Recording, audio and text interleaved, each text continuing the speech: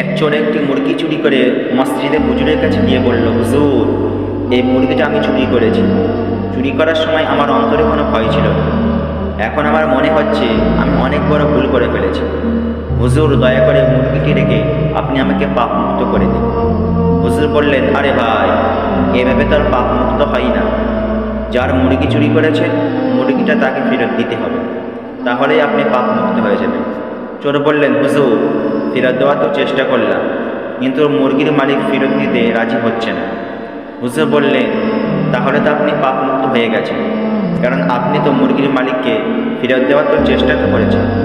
তখন মুরগি চোর খুশি হয়ে বাড়ি চলে গেল। এদিকে হুজুর বাড়ি ফিরে জানতে পারলেন ওই চোর অন্য কারো মুরগি চুরি করে নাই, বরং ওই হুজুরের নিজের মুরগি চুরি করেছে।